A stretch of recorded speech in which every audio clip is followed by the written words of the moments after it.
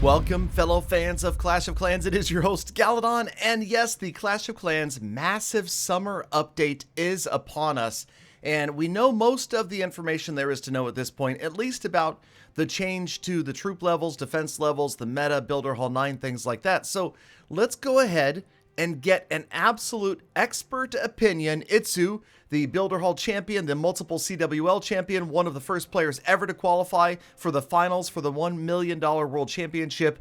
We got a chance to sit down with Itsu and interview him at length about the changes coming to the game and what he thought would happen as far as meta changes, both attack and defense, and exactly how this update is going to shake things up in Clash of Clans. So without further delay, here is my interview with Itsu from Tribe Gaming. Itsu, thank you for taking the time to talk to me. Thank you for having me. Hey, as always, it's a pleasure, and I know we're both super excited about the Builder Hall 9 update and, of course, the changes coming to the home village. And I thought this would be a perfect opportunity to sit down with one of the best players in the world and get your unfiltered, don't hold back, take on what you think. Because I've heard some mixed, reviews about the way things could change, about what you think is coming, what you think is going to change in Clash based upon what we know so far in these sneak peeks.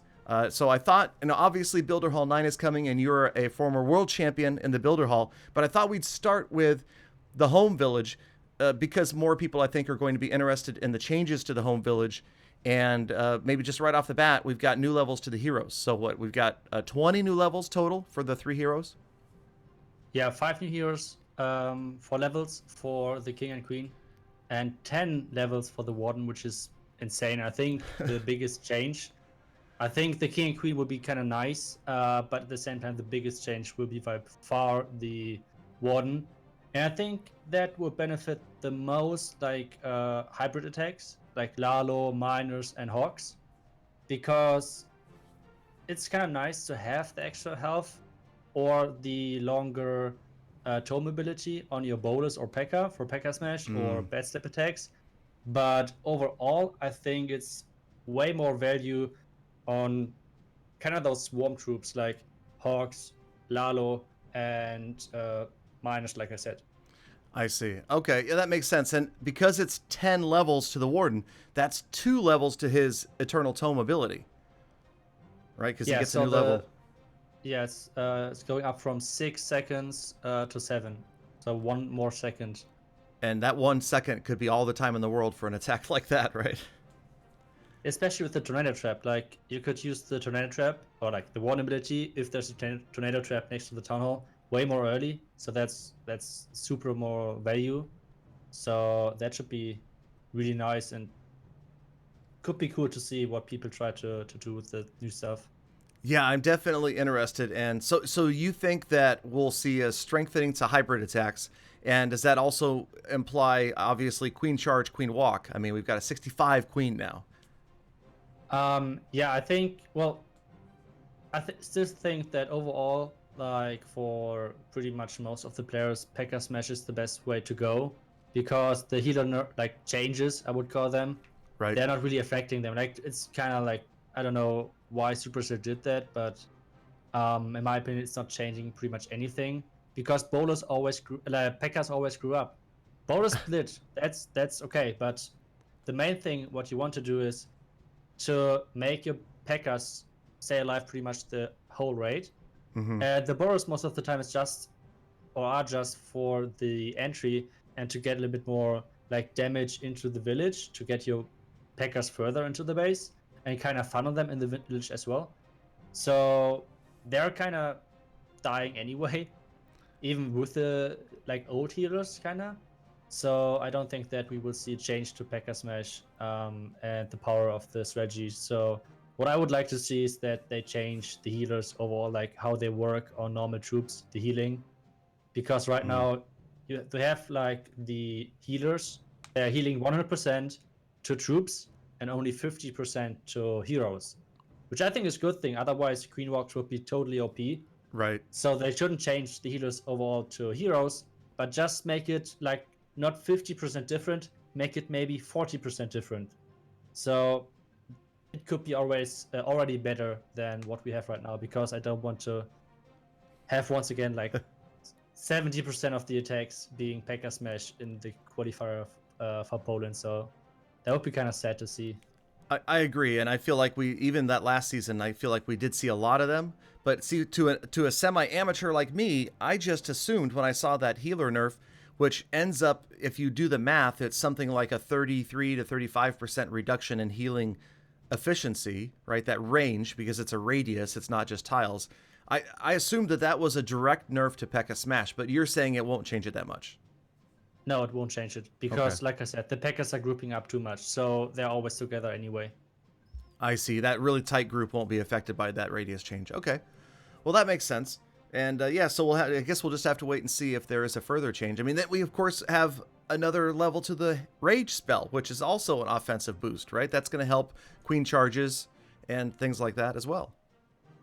Yeah, I think for the Queen charges, it's not too big. Like, it's kind of nice to have that, but the buff is so small that it's nice to have, but not a huge change. I think it's more like a bigger buff to Lalo attacks if you want to use Rages.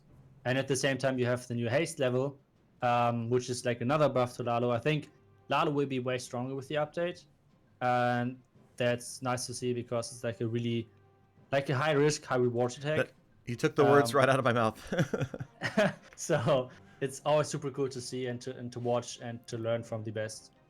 No, I agree, and it's funny because that's an attack that intimidates me, and that's why, because it is that high risk, high reward. You see these crushing, overpowering 3-star wins, but it looks easier than it is. Yeah, I mean, we saw it on the qualifier, or like whenever you watch YouTube videos, you always see only the triples. Like, for example, you're just showing our triples in Tribe Gaming. Right. We have nearly like half of our triples. We had 1-stars as well, with taking those risky efforts kind of to those strategies. So it's always risky. They look super overpowered if you see the triples, but in the end, if you see like the way to the triple, something like P.E.K.K.A Smash is way more consistent because in the strategy there's not the risk involved, which is like, for example, for Suilalo, where you can always miss the town hall, or like it's sometimes really risky to get the 2nd star. Right. Hey, and just to backtrack a little bit on that, Itsu, if you prefer, I could start making videos about Tribe 1 stars. No. No? Okay. I mean, I might not be able to make as many videos with that footage, but yeah, and I don't know if people would find it as interesting. But actually, to be completely honest, I do know that people would like to see that because they would love to see an episode, and I think this is an idea for us to talk about in the future of what went wrong. Let's break this attack down, and why did it end up being a 1-star? What could have been changed to avoid it? But okay, before we get too far off, let's get back into the update. And the next thing I wanted to discuss or ask you about was the change to the skeleton spell.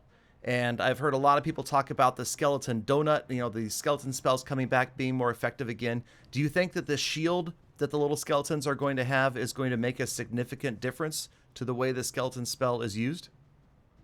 Well, talking about like the, let's say, most important town level for the Clash World Championship, which is Town 12, I don't think that we will see any difference. Like, the only usage kind of will be still the skeleton spell for the Queen kill in Suilalo attacks. And except that, like, you actually, as a base brawler, have to somehow screw up to make it possible that your base is getting Skelly Donut, kind of. So the only kind of stuff what you can do with the skeleton spell is to get rid of the enemy queen with Mass Hawks or Suilado, one of those two options. But for the lower town levels, I think there could be a way on how to like use the spell more consistently, especially on Tower 9, because you don't have the Inferno Towers. So this huge defense with all of the splash damage isn't there.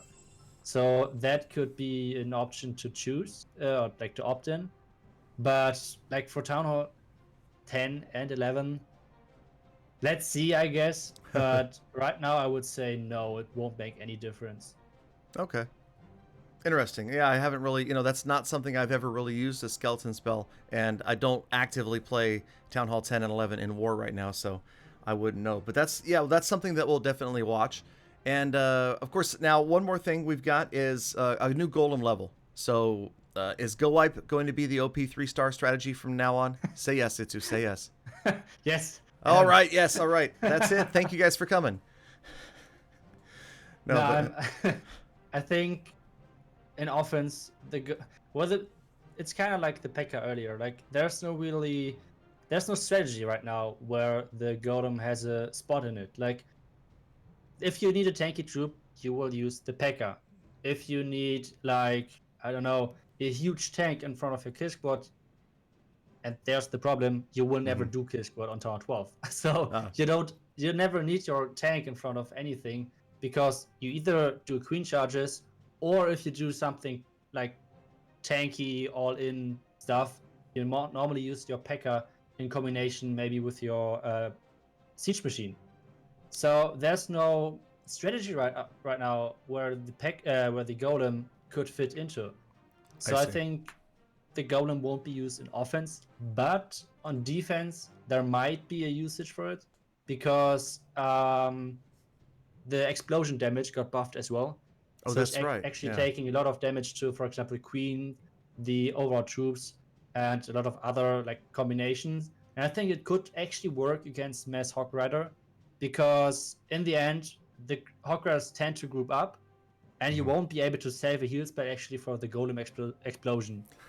It's kind of risky, Wow. sure, but it might work against that strategy. You have to see still, but that's like the only thing what I could think of where the Golem level actually matters. Okay.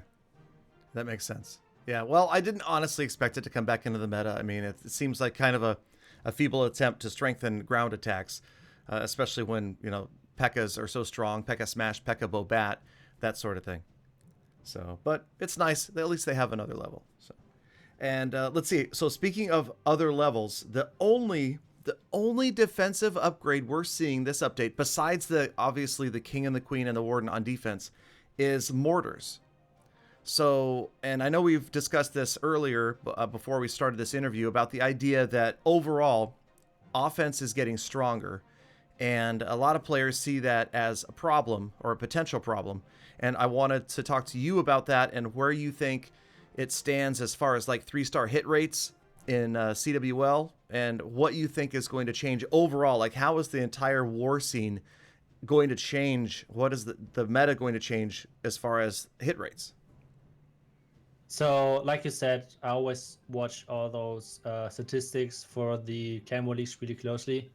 Like Champion 1, 2, and 3. There are a couple of unofficial lists out there where you can see the hit rates overall as well. Like for Champion 1 in the My qualifier or like in the My season, you had overall a 10% hit rate of Town 12s. Like all of the clans, there were around 750 clans in there, kinda. And that's Champion 1? Champion 1, Okay. 10% success rate for triples. On Champion 2, it was 9%, and on Champion 3, it was 11%. So overall, kind of close together, on average 10%, let's say that.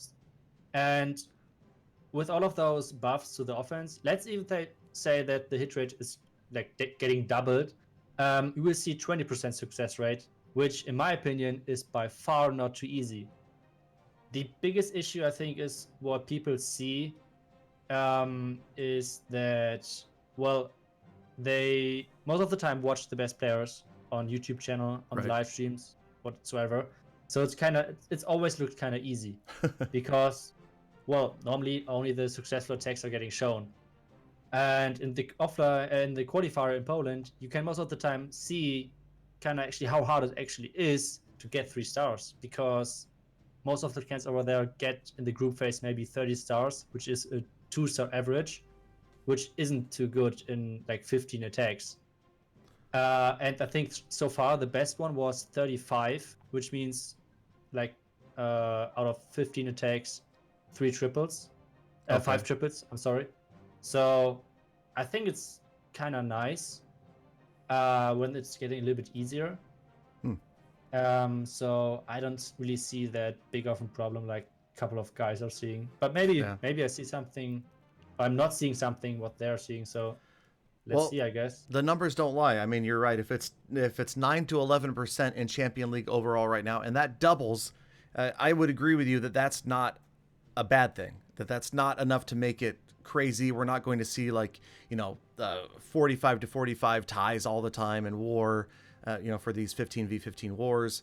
Obviously, maybe triples will go up a little bit, which I think is probably kind of nice. I would like to see a few more 3 stars than we see. I mean, having been there casting with you, by the way, in Poland the last several months, it was great to see the 3 stars. They were definitely the most exciting part. And I would have liked to have seen those scores. Remember, we were seeing like, those were 5v5. So like 15 would be perfect. And I think the highest score we ever saw was a 13, like you said. Most were like finished 11-10, 12-11. So even if there were a few more triples in there, I don't think it would hurt.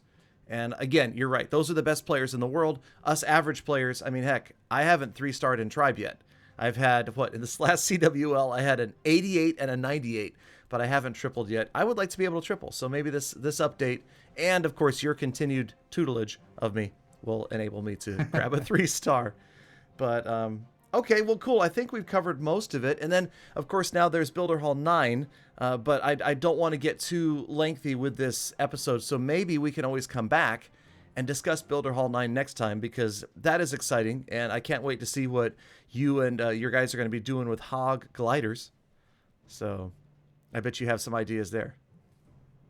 Yeah, it's an awesome troop, and so far I didn't try too much spam with them. I saw a couple of videos where it kind of worked a little bit, but I feel like the bases weren't too good.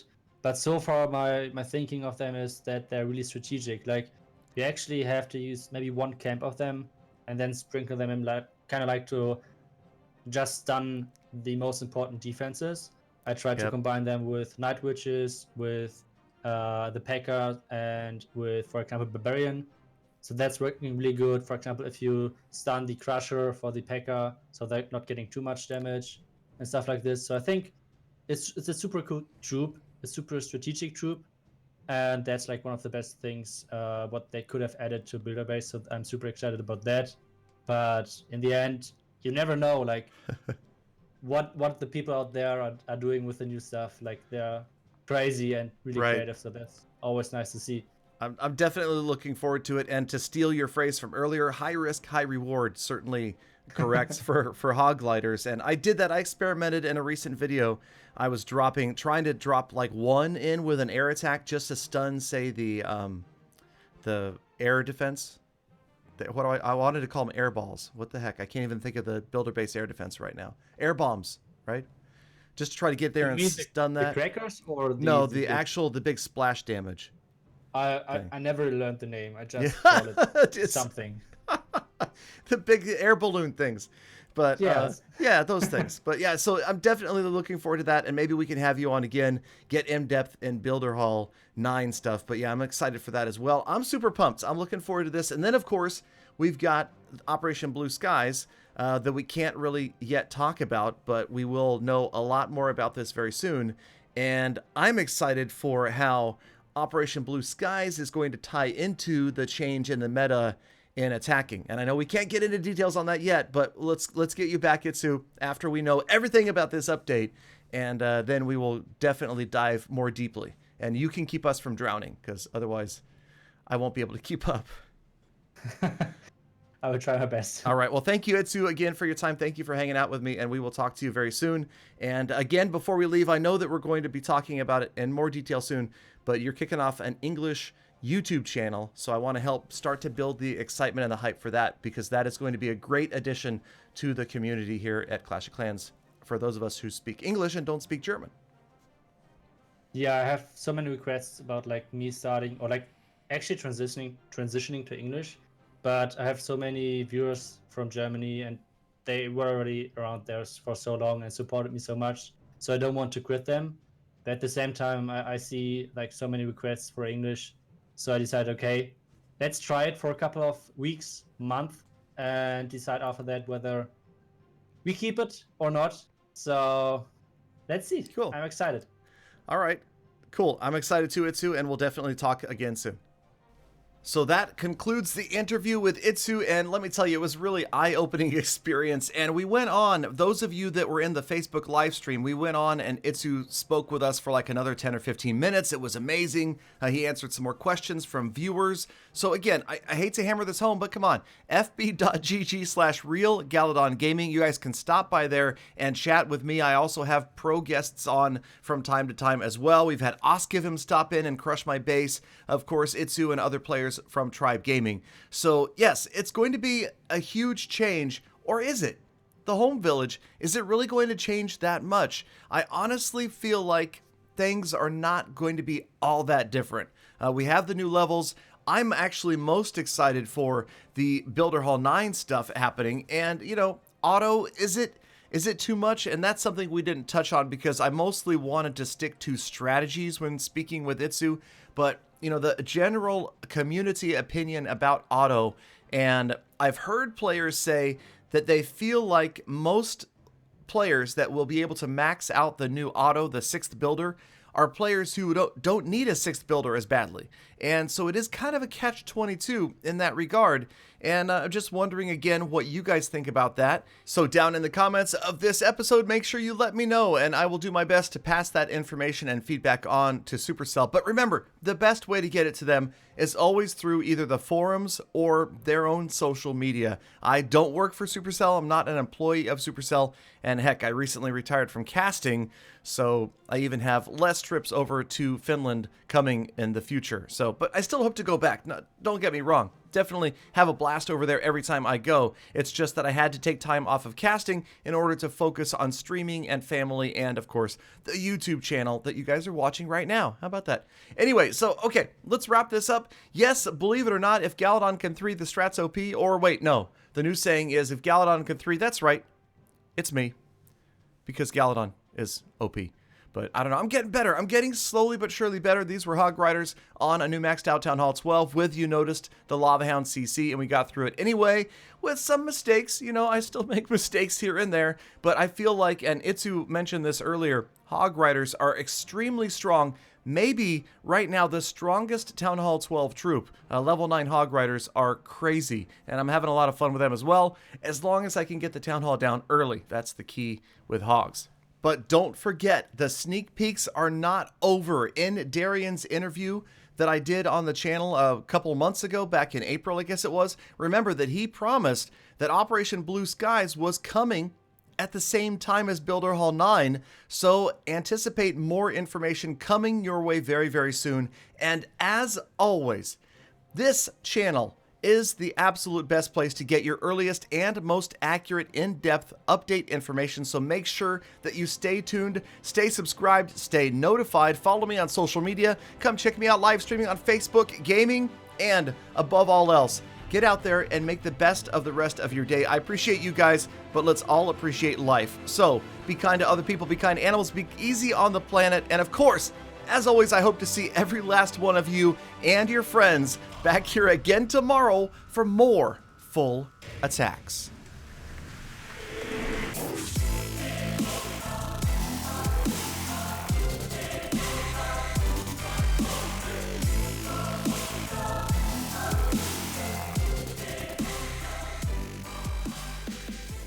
Galadon, did you tell that Itsu character that he can join my clan? Tell him, man.